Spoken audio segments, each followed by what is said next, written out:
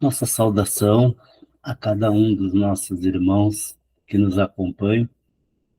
É com alegria e em mais esse momento temos a oportunidade que a Sociedade Espírita Jesus nos oferece de termos um momento de reflexão, um momento de estudo sobre os assuntos que dizem respeito à doutrina espírita, que, em outras palavras, reflete os ensinamentos do nosso Mestre Jesus. E inicialmente, gostaríamos de convidar os nossos irmãos que nos acompanham a um momento de reflexão, a um momento de nos conectarmos com o nosso Pai através de uma prece. Amado Pai, Mestre querido, nosso Mestre, amigo e irmão, estamos elevando o pensamento a Ti, Pai, para pedir a Tua assistência, o Teu amparo para a atividade que estamos iniciando, que possamos estar receptivos, observando, atentos aos ensinamentos do nosso mestre, que nos proporcionam a oportunidade de estarmos nessa caminhada, buscando dias melhores, acertar mais do que nos equivocarmos, de forma a que possamos cada vez mais nos aproximar de Ti, ó Mestre querido, de Ti, ó nosso Pai. Que assim seja.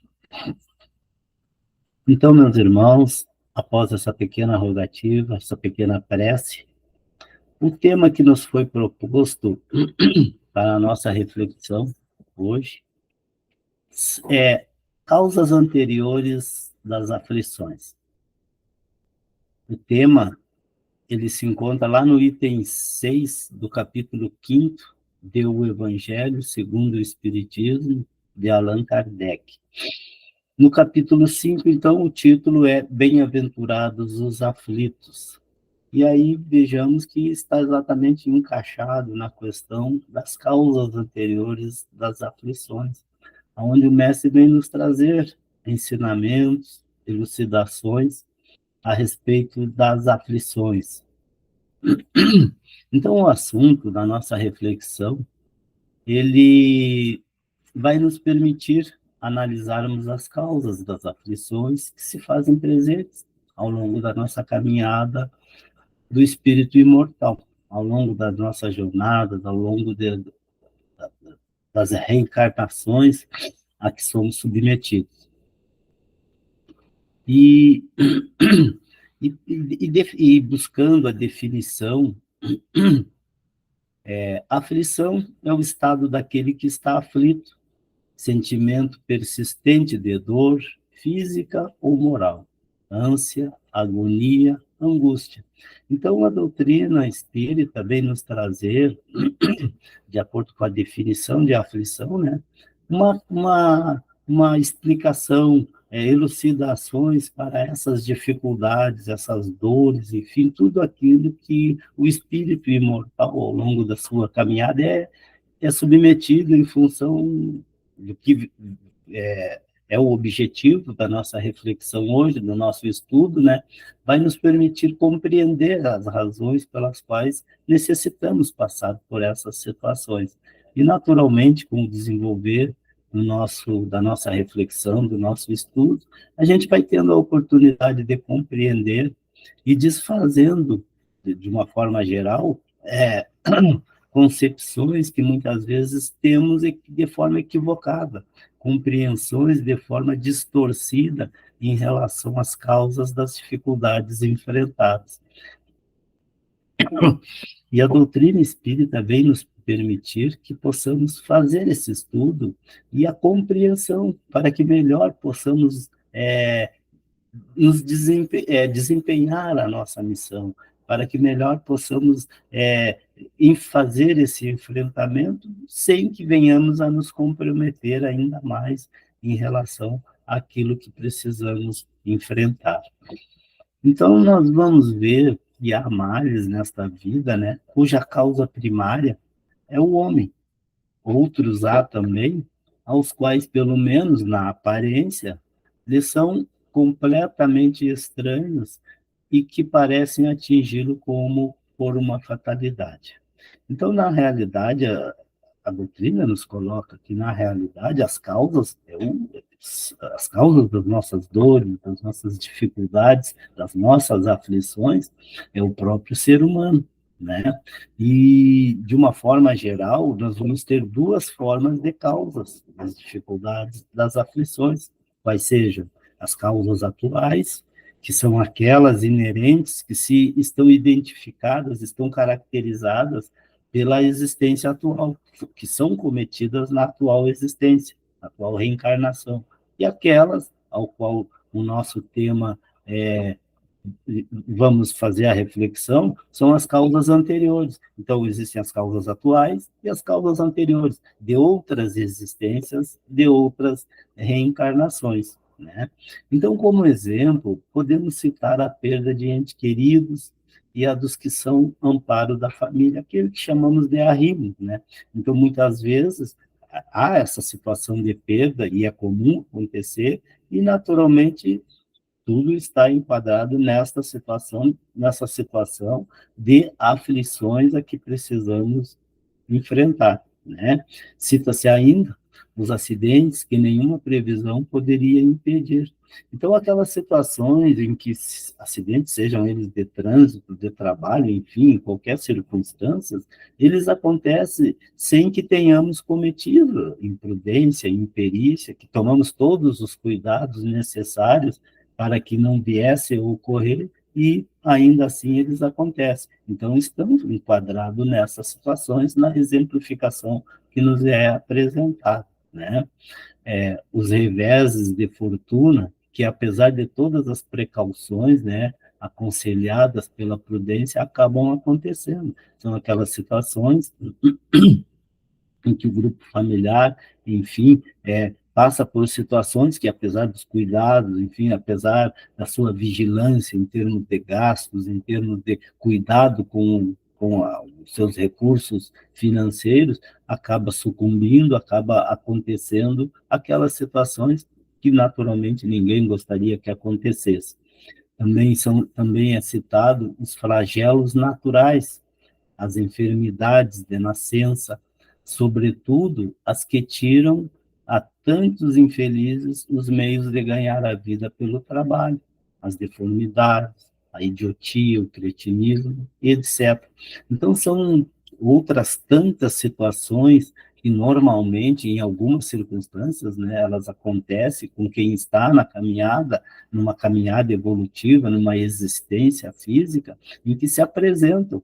E, naturalmente, por exemplo, a gente analisando o exemplo citado da circunstância de pessoas que nascem já em situações complicadas, enfermas com gravidade, né, não podendo exercer a sua atividade ao longo da sua caminhada. Então, naturalmente, que quem está chegando a uma existência física não teve tempo ainda de se comprometer, de ser o fator gerador dessas dores, dessas dificuldades, naturalmente nos referindo à atual existência, mas, naturalmente, como vimos, ou da existência, a causa é da existência atual ou de existências anteriores, de existências passadas.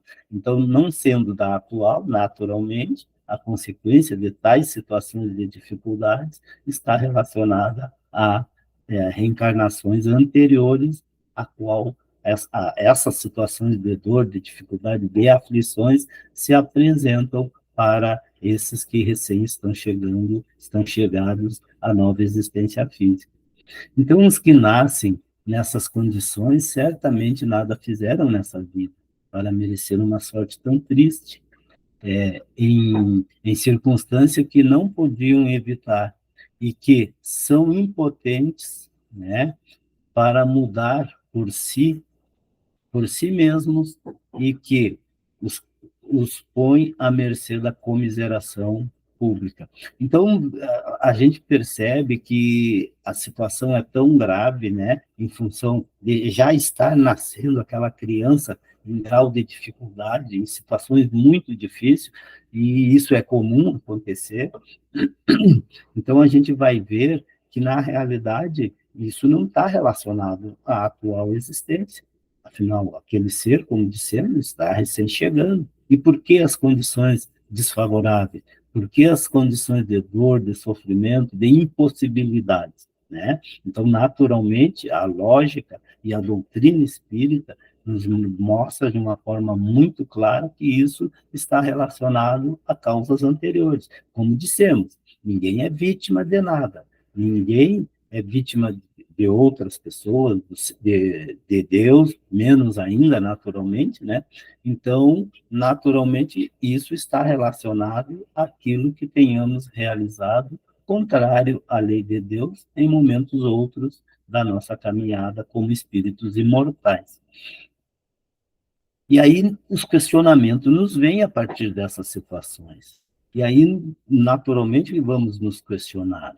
Por que, pois, seres tão infelizes, ao passo que, ao seu lado, sob o mesmo teto, na mesma família, outros são favorecidos sobre todos os aspectos? Então, isso é natural, esses questionamentos, a partir do momento que a gente não tem o entendimento e a compreensão. E, naturalmente, isso vai nos gerar dúvida, vai nos gerar falsas conclusões, como nos tornando vítimas, né, de Deus, enfim, vítimas da sociedade, de outras pessoas, né? Então, na realidade, tudo tem uma causa. Claro que aqui estamos analisando as questões que dizem respeito a existências anteriores, mas para que isso possa ser compreendido e aceito, teremos que aceitar os princípios, tais como, que isso nos mostra claramente, o princípio da reencarnação, lei de causa e efeito, né? Ou lei de ação e reação, enfim, vejamos que a partir desse entendimento tudo torna-se lógico, tudo se encadeia com o entendimento mais amplo e não limitado de transferir a responsabilidade para alguém. E aí também nos vem o questionamento de que dizer, enfim, dessas crianças que morrem em tenra idade e da vida só conheceram sofrimentos. Então vem esse questionamento. O que a gente pode dizer, então, dessas crianças que mal nascem, onde sua existência dure simplesmente algumas horas, alguns dias, alguns meses ou alguns anos até mesmo. Então, né?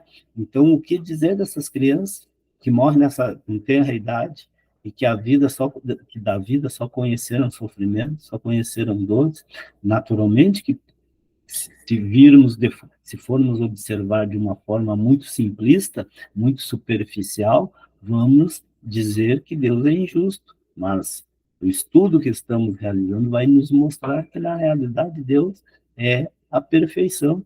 Deus, em seus atributos, é a perfeição absoluta, né? Então, um ser perfeito não estaria a um ser que tivesse sido criado agora, aquele espírito, né, que estaria sendo criado, se assim o fosse, tivesse passando por situação tão dura, tão de sofrimento, de tanta dor, né? Então, problemas esses que estamos citando, né, que nenhuma filosofia pôde ainda resolver, anomalias que nenhuma religião pôde justificar, e que seriam a negação da bondade e da justiça da providência de Deus. Se verificasse a hipótese de ser criada a alma ao mesmo tempo que o corpo e de estar a sua sorte irrevogavelmente determinada após a permanência de alguns instantes na Terra, então, na realidade, tudo isso vem à tona, esses questionamentos, essas conclusões, essas percepções, né? Então, na realidade, se a gente não se ater, não se identificar com os princípios da doutrina espírita, essas questões ficam sem resposta, porque é difícil sem entender que existe, já tivemos existências anteriores, situações em que estejamos passando por situações tão graves já no nascimento, já na chegada em uma existência física. E é a partir, então, dos princípios que a doutrina espírita nos oferece que chegamos ao entendimento, à compreensão, a um raciocínio lógico, que é o que a doutrina nos coloca, para que possamos entender esses embates que a vida nos oferece e que todos nós temos que enfrentar, né? Então, o que fizeram essas almas que acabam de sair das mãos do Criador, para suportar tantas misérias nesse mundo e merecer o futuro de uma recompensa ou uma punição qualquer, visto que não puderam praticar nem o bem nem o mal? Então, são questionamentos que surgem, como dissemos, de uma forma natural. Seres que tenham recém-chegado a uma existência, não tiveram nem a oportunidade de serem bons ou maus, né? E, na realidade, dentro da condenação eterna, né, já não tem remédio. Naturalmente que a doutrina espírita vem nos mostrar que não é exatamente assim. Os ensinamentos do mestre, é que os ensinamentos do mestre, muitas vezes, eles são de uma forma simbólica, são através de parábolas. E se levarmos exatamente ao pé da letra, muita coisa fica sem que possamos ter o entendimento, sem que possamos ter a compreensão do verdadeiro sentido daquilo que nos é oferecido como uma oportunidade de aprendizado, como uma oportunidade de crescimento. Então, entretanto, né, em virtude do axioma, segundo o qual todo efeito tem uma causa, tais misérias são efeitos que devem ter uma causa. E, desde que se admita que Deus é um Deus justo, né, essa causa também terá que ser justa. Então, vejamos, toda o axioma, ele deixa muito claro que se todo o efeito tem uma causa, naturalmente, se estamos enfrentando uma causa caracterizada por dor, por sofrimento, um efeito, melhor dizendo, de dor, de sofrimento, há uma causa para que isso exista. Então, e se é de dor, é de sofrimento, a causa é geradora dessas dores, desse sofrimento.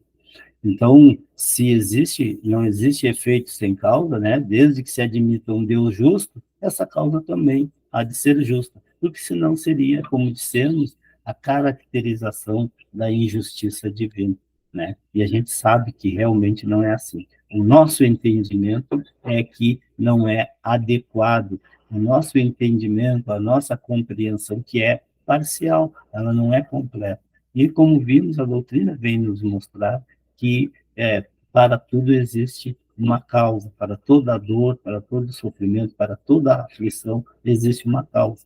E, naturalmente, essa causa será sempre justa, sempre na mesma proporção do efeito em que ela está gerando. Se for uma causa boa, o efeito é bom, e vice-versa. Sendo uma causa de contrariedade, de ações contrárias às leis de Deus, consequentemente, as consequências serão a dor e o sofrimento, né? Então, ora, nos é colocado, a causa precedendo sempre ao efeito. Se esta não se encontra na vida atual, há de ser anterior a essa vida, isto é, de ser numa existência precedente. Então, é natural, é um raciocínio lógico. Se existe uma causa, né, e a causa não é originária nesta existência, afinal, analisando aqueles espíritos que estão recém-chegando e já estão chegando em situação de dor, em situação de dificuldade, fica caracterizado que a causa não é da presente existência. Por conseguinte, a causa é anterior. E aí a gente consegue ver toda a lógica desse raciocínio, onde fica provado que não existe injustiça, que ninguém é injustiçado. Por outro lado, não podendo Deus punir alguém pelo bem que fez, nem pelo mal que não fez, se somos punidos, é que fizemos o mal. Se esse mal não o fizemos na presente vida, tê-lo-emos feito em outra existência. Então vejamos que tudo se encaixa, tudo tem uma lógica e nos leva a um entendimento, a uma compreensão da justiça de Deus. Ao contrário, como dissemos muitas vezes, de uma análise feita de forma superficial, de forma sem compreendermos essas circunstâncias, e logo transferimos as responsabilidades, seja para Deus, nosso Pai, nosso Criador, né? Ou seja, para aqueles que estão conosco, que da caminhada, que muitas vezes são um instrumento da justiça de Deus, ou seja, da oportunidade que Deus nos dá de repararmos as nossas ações, contrárias às suas leis, que na realidade é apenas a consequência daquilo que tenhamos feito de forma contrária à lei de Deus. Então, ela é uma alternativa a que ninguém pode fugir, e que a lógica decide de que lado está a justiça de Deus. Então fica claro, fica bem consistente, fica bem fácil de se compreender a partir do momento que a gente analisa as coisas de acordo com os princípios que a doutrina nos coloca. Como dissemos anteriormente, a partir do entendimento, da compreensão da lei de causa e efeito, né? Que para todo efeito existe uma causa, normalmente não, sempre essa causa é justa, ela está de acordo com o efeito, está de acordo com a causa que o gerou, né? Então, ninguém pode fugir dessa lógica, porque é a lei de Deus, é a lei da inteligência suprema do universo, aquele que, de forma alguma, se admitiria algum tipo de injustiça. É importante que a gente perceba que um ser humano, na sua normalidade, e já procura ser o mais justo possível, imaginemos Deus, a essência máxima e os atributos elevados ao máximo da bondade, da justiça, enfim, de tudo aquilo que é a perfeição. Então, com certeza, não haveria a mínima possibilidade de haver algo que fosse contrário às suas características como um ser perfeito. Então, o homem, pois, não é sempre punido ou completamente punido na sua existência atual, mas não escapa nunca às consequências de suas faltas. Então, naturalmente, que essas circunstâncias, elas acontecem em termos de estarmos em uma outra existência, passando por situações de dificuldade, porque nem sempre tudo, como é que vamos dizer assim, ó, tudo se resolve, né, na existência na qual realizamos tais atos contrários à lei de Deus. Em parte, alguma coisa pode ficar para outra existência ou a totalidade. E e a gente pode citar um exemplo que não, para dar um pouco de, como é que vamos dizer assim, ó, de solidez a isso que está sendo colocado, que, por exemplo, se, ao analisarmos um ser, uma pessoa, um espírito, que na sua atual existência realize atos contrários à lei de Deus, como, por exemplo, assassinato. E, após essas ações, ele tira a própria vida pelo suicídio. Na realidade, ali está bem caracterizada uma situação em que aquele espírito terá que se reajustar com a lei de Deus em existência posterior.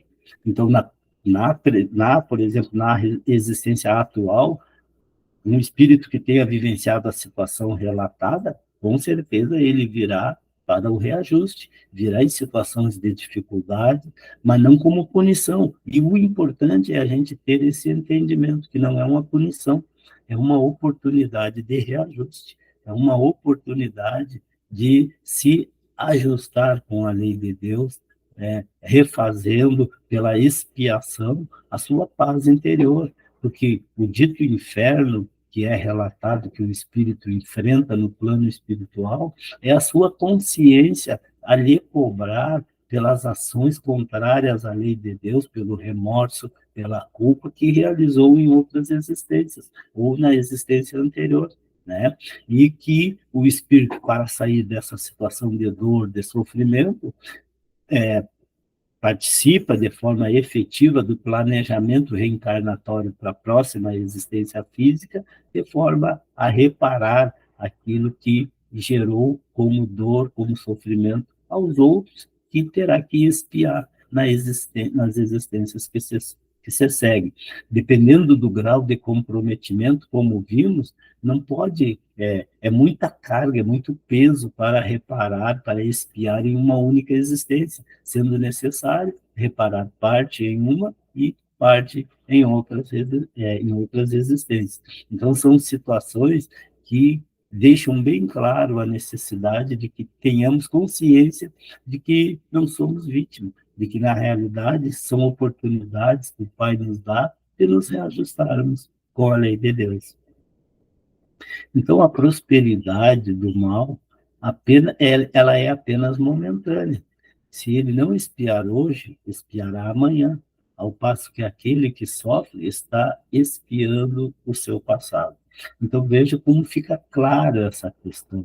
Então, a prosperidade que muitas vezes a gente imagina que alguém está passando, apesar das suas ações contrárias à lei de Deus, muitas vezes a gente observa, mas a gente só observa o aspecto material, muitas vezes. A gente não sabe o que aquela pessoa, o que aquele espírito está passando em termos morais.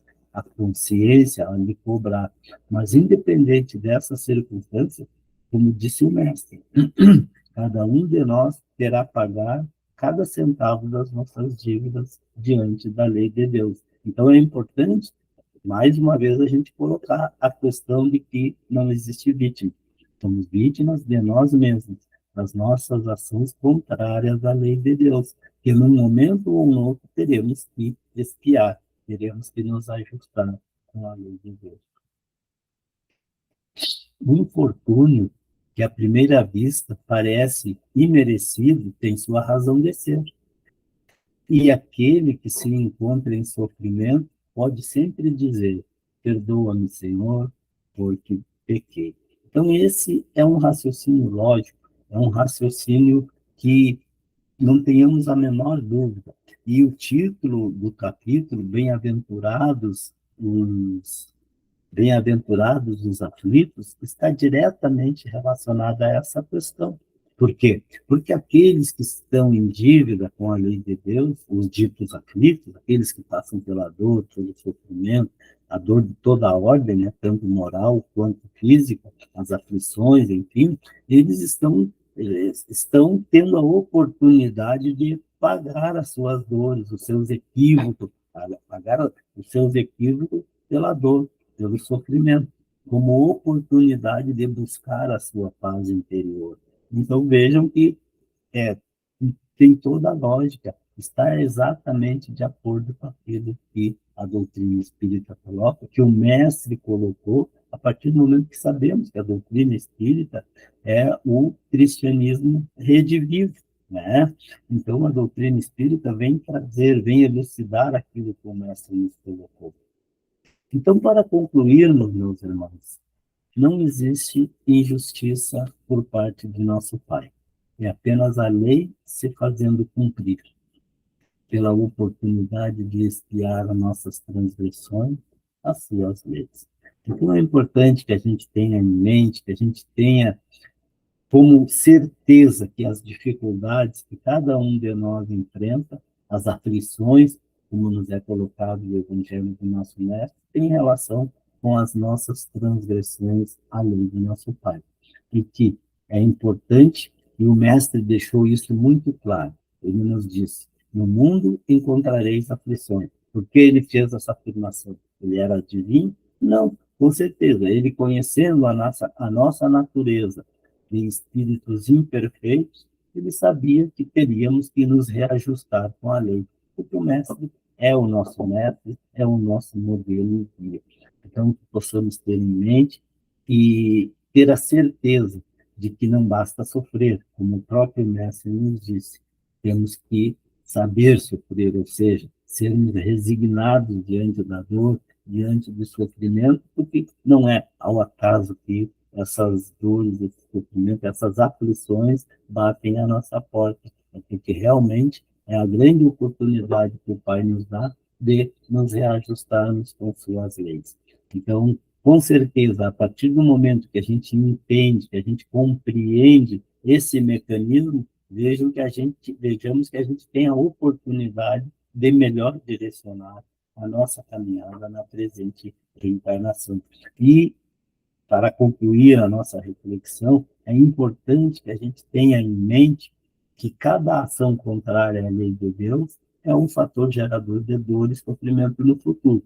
Então, se eu, em relação ao passado, não tem como eu mudar. A semente que eu lancei sobre o solo, ela vai germinar e eu terei que colher. Ou seja, as consequências das minhas ações. Mas para o meu futuro, Se eu quero um futuro mais de paz, mais de tranquilidade, de equilíbrio, com menos dores e menos sofrimento, a semeadura que eu tenho que realizar nos dias atuais deve ser nesse sentido, ou seja, as causas daquilo que estaremos enfrentando, né? Das consequências que estaremos enfrentando. A causa, uma causa edificante, consequência edificante. Causa contrária à lei de Deus, consequências de dor, de sofrimento, enfim. Então, para dias melhores, que a nossa semeadura, que as nossas ações sejam de paz, de harmonia, de conformidade às leis de Deus. Esperamos que possamos ter levado um pouquinho de luz, um pouquinho de oportunidade de reflexão a cada um dos nossos irmãos, para que possamos bem direcionar a nossa caminhada na presente reencarnação, tendo a oportunidade de já, a partir dos dias atuais, preparar os dias melhores a partir da semeadura, como afirmamos. Que a paz do nosso Mestre permaneça com todos nós, pelo jeito que sempre.